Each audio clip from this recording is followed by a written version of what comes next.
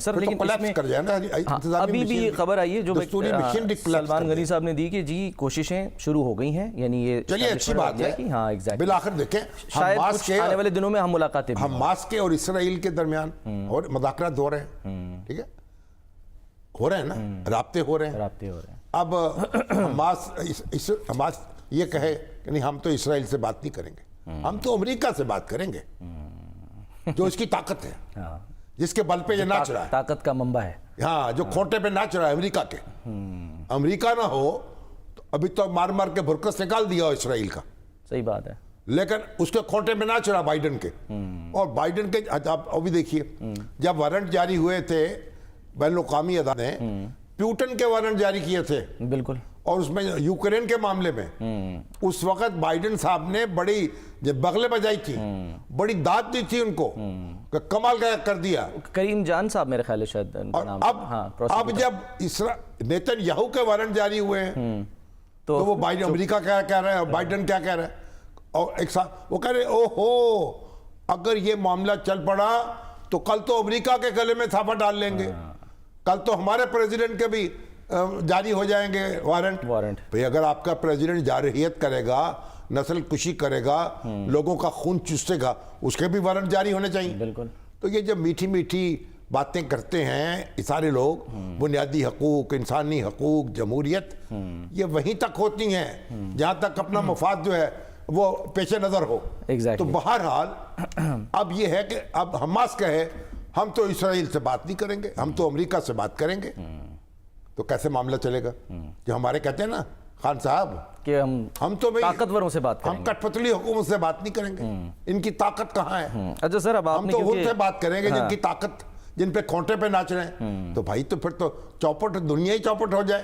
ایسا ہی ہے، ایسا نہیں ہوتا، بات چیت تو کرنی پڑے گی۔ اور آج کی یہ جو ہم نے پریس کانفرنس دیکھی تینوں حضرات کی، اس سے یہی تاثر ہے نا کہ بات چیت سے مسائل حل ہو سکتے ہیں۔ اچھی بات ہے، کتنا اچھا میسج کیا ہے، قوم نے اطمینان کا سانس لیا ہے کہ ان لوگوں کو عقل آ سکتی ہے، بیٹھ سکتے ہیں، ہوش کے ناخن لے سکتے ہیں۔ تو کوئی ذرا نم ہو تو یہ مٹی بڑی زرخیز ہے ساکی۔ سر لیکن ایک چیز ہے کہ ایک طرف ہم یہ دیکھ رہے ہیں ٹھیک ہے کہ جی میل ملاقاتیں بہت اچھا میسج سب کچھ ہوا، اسد قیصر صاحب اپنی کوششیں، اپوزیشن۔ سر عارف علوی صاحب کہہ رہے ہیں جی پریشر کوکر ہے ایک اور بس وہ پھٹنے والا ہے، کچھ دن رہ گئے انتظار کرو۔ دوسری طرف ہم دیکھ رہے ہیں کہ جو بانی چیئرمین ہیں ان کے آفیشیل جو اکاؤنٹس ہیں سوشل میڈیا کے، وہاں سے وہ ایسی ویڈیوز شیئر کر رہے ہیں کہ جی خود کو وہ شیخ مجیب سے یعنی کہ موازنہ کر رہے ہیں، یا یوں کہہ لیجیے کہ کہہ رہے ہیں جی وہی والے حالات ہیں۔ نہیں وہ تو لیکن بات یہ ہے کہ جب آدمی مشکل میں ہوتا ہے کبھی کوئی خیال آتا ہے، کبھی کوئی خیال آتا ہے، اتنا خطرناک خیال، کبھی کوئی خیال آتا ہے۔ اب جو پریشر کوکر اگر پھٹے گا نا تو پھر وہی پھٹے گا جس کمرے میں پھٹے گا، جہاں رکھا ہے، ہاں جہاں رکھا ہے، تو وہاں تو خیر نہیں ہوگی۔ تو بات یہ تھوڑا پریشر ریلیز کر دیں۔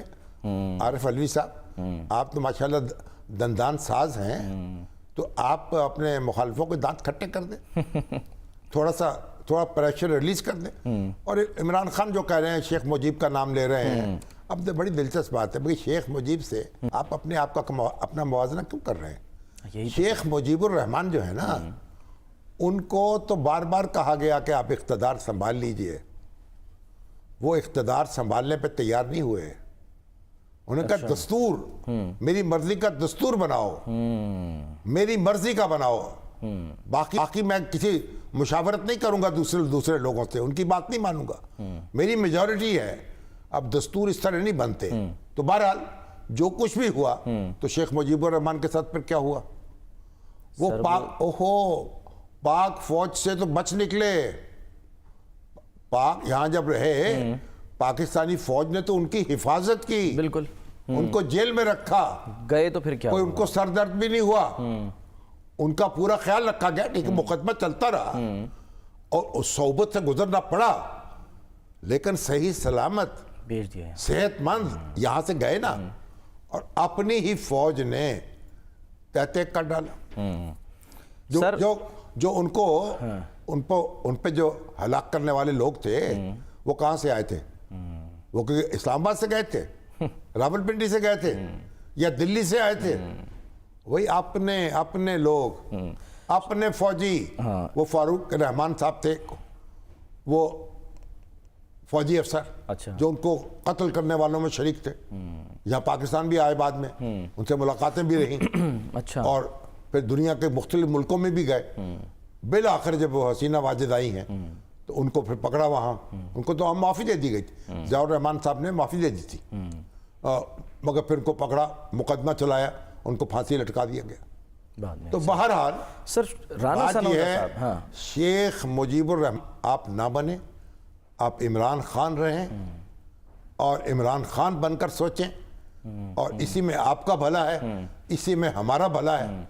और शेख मुजीबुर रहमान से इबरत पकड़ें, क्योंकि जो कुछ किया है ना, आज सर हाँ, जो गुफ्तगू उनसे भी गलतियां तो हुई ना, शेख साहब से भी, बिल्कुल ठीक है, भुट्टो साहब से भी हुई, याहिया से भी हुई, सब बात दुरुस्त है, लेकिन ये कोई मुवाजना नहीं है। सही। तो खान साहब अपना मुवाजना जो है ना वो आप कायदे आज़म से करें, उनकी सियासत को सामने दे रखें, उसके मुताबिक अपना जायजा लें, सही। अपना आप और देखें वो किस तरीके से कायदे आज़म जो थे वो कैसे मूव करते थे, कैसे अज़ार ख्याल करते थे, कैसे अपनी बात पर जमे रहते थे और कैसे दूसरों की तौहीन से गुरेज करते थे। तो उनको तो कोई देखो ना, कानून के और आईन के दायरे में उन्होंने जंग लड़ी सारी। तो बस ये इसलिए बेहतर है, सर जो हम चाहते हैं कि इमरान खान साहब जो हैं वो अल्लाह ताला उनको सलामत रखे, वो इस तरह हंसते मुस्कराते रहें, उनकी मुश्किलात कम हों, उनकी सुनवाई हो, वो रहा हो और प्रेस कॉन्फ्रेंस करें, एक तरफ नवाज शरीफ साहब बैठे हों, एक तरफ जरदारी साहब बैठे हों, पिक्चर आपने खींच दी है, मौलाना फजलुर रहमान बैठे हों, तस्वीर कशी। हमारे भाई अचक जई बैठे हों और हम सब मिलकर नारा लगाएं, पाकिस्तान जिंदाबाद।